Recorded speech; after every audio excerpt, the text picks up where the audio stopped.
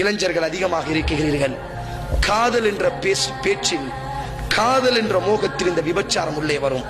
ஷைத்தான் நேரடியாக விபச்சார விடுதிக்கு உங்களை அழைக்க மாட்டான். ஷைத்தான் மிக தெளிவானவன். கிறிஸ்தவர்களை ஈசாவின் பெயரால் தான் ஷைத்தான் கெடுத்தான்.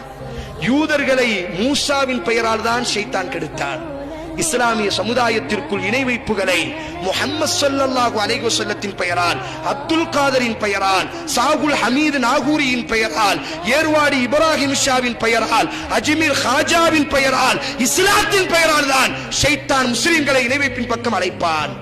நேரடியா உன்னை வா சிலையை போய் வணங்கலாம், நேரடியா வா சிலுவையை போய் வணங்கலாம், நேரடியா வா சாமியாட்ட போகலாம்.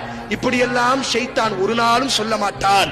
யாரை நாம் நேசிக்கிறோமோ, யாரை நாம் விரும்புகிறோமோ அவர்களின் பெயரால் தான் ஷைத்தான் எங்களினுடைய வாழ்க்கையில் வந்து விளையாடுவான்.